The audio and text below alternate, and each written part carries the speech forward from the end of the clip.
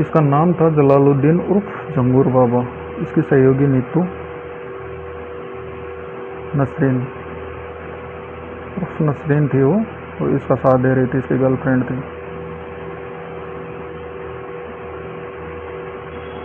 इसकी प्रॉपर्टी आप देखोगे तो मतलब आपके पैरों तले ज़मीन खिसक जाएगी, ऐसी इतनी प्रॉपर्टी थी इसकी, इस बंदे की।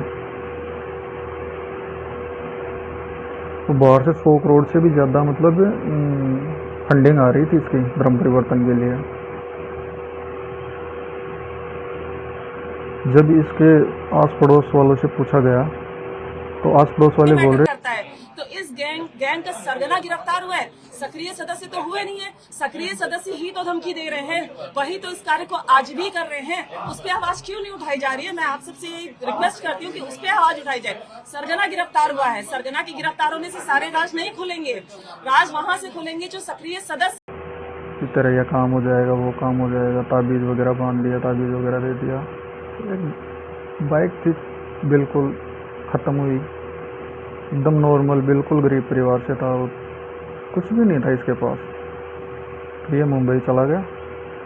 मुंबई जाने के बाद में कम से कम ये साल 2 साल बाद में आया वहाँ से। वहाँ से आने के बाद में मतलब दिन प्रतिदिन ये इसका बिजनेस, क्या वो धर्म परिवर्तन वाला बिजनेस पकड़ लिया वहाँ पे। ये तो बाहर से मतलब कनेक्ट हो गया सभी देशों से, मतलब 40 देशों से तो ये कनेक्ट था। और 50 से ज़्यादा इसके पास अकाउंट थे, उनमें पैसे ट्रांसफ़र करवा रहा था ये।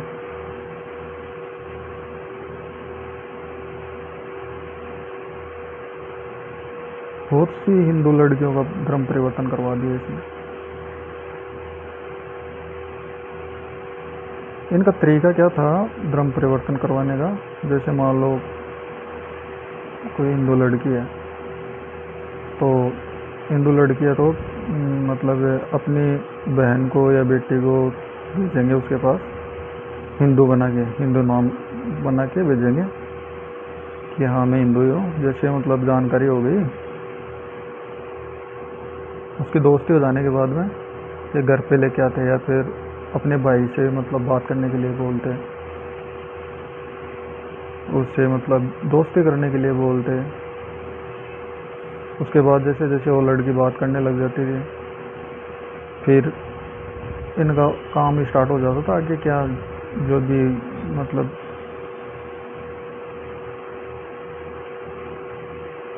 सेक्स वगैरह जो भी था, मतलब ऑल इन वन वही स्टार्ट हो जाता था इनका। फिर ये वीडियो वगैरह बना लेते थे।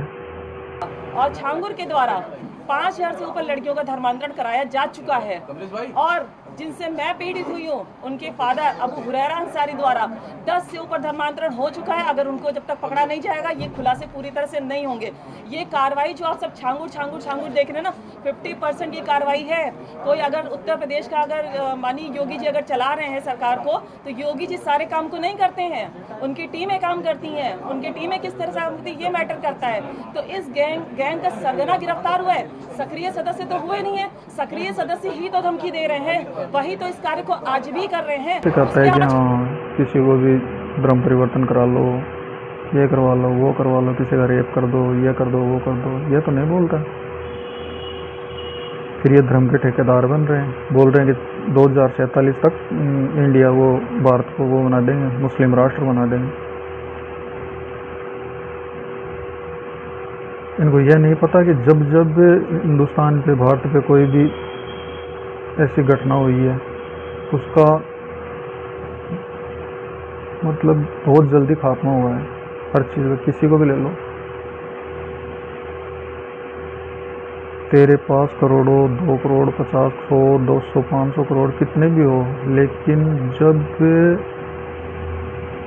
भारत में पता चलेगा कि ये सब कर रहा है, तो तेरे को बिल्कुल नहीं छोड़ा जाएगा। और नहीं छोड़ा गया, पकड़ लिए इसको। तो गलत फहमी थी इसके। और कुछ भ्रष्टाचार यार इसमें भी है, फोर्स में भी है, नहीं तो कभी का पकड़ा जाता।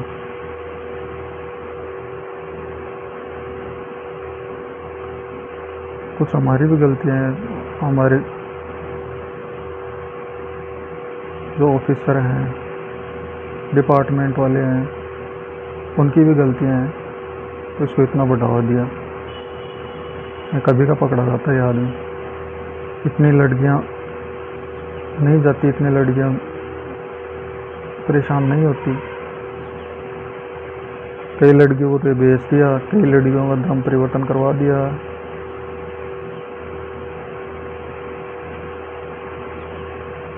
देखो आपकी स्क्रीन पे चल रहा है, इसको देखो।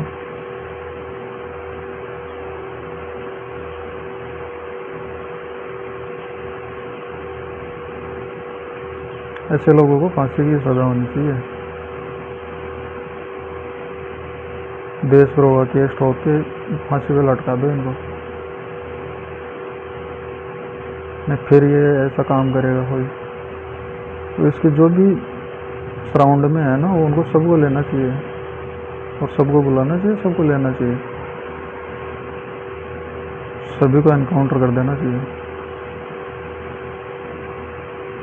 तो योगी अब एक्शन में आ गए। योगी जी ने कर दिया, सब काम खत्म हुआ। तो इसकी जो प्रॉपर्टी वगैरह थी उसको तहस नहस कर दिया, सब कुछ।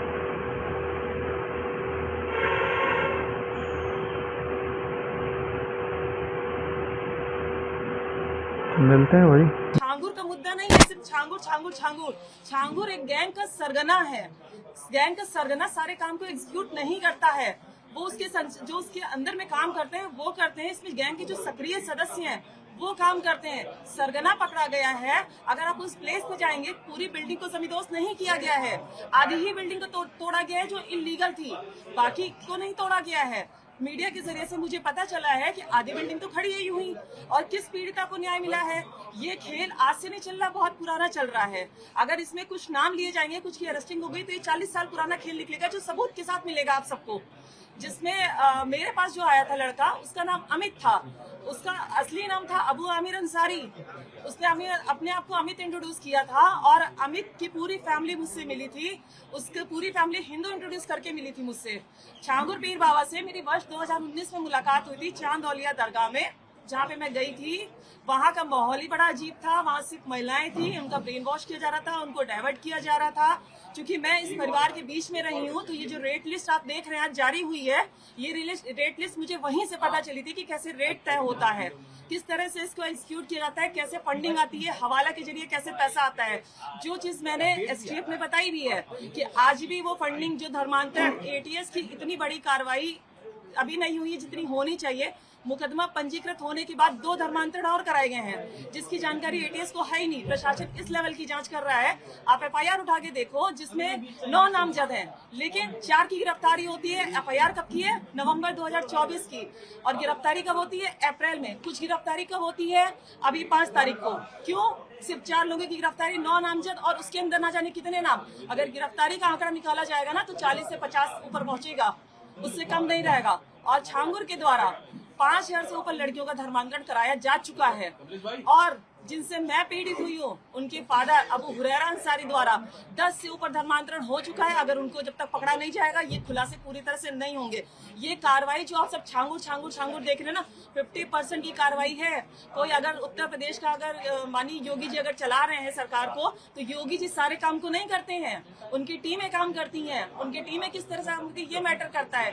तो इस गैंग का सरगना गिरफ्तार हुआ है, सक्रिय सदस्य तो हुए नहीं है। सक्रिय सदस्य ही तो धमकी दे रहे हैं, वही तो इस कार्य को आज भी कर रहे हैं। उस पर आवाज क्यों नहीं उठाई जा रही है? मैं आप सबसे रिक्वेस्ट करती हूँ कि उस पर आवाज उठाई जाए। सरगना गिरफ्तार हुआ है, सरगना की गिरफ्तार होने से सारे राज नहीं खुलेंगे। राज वहां से खुलेंगे जो सक्रिय सदस्य अभी भी काम कर रहे हैं, जो धमका रहे हैं, वो राज खोलेंगे जब उनको पकड़ा जाएगा।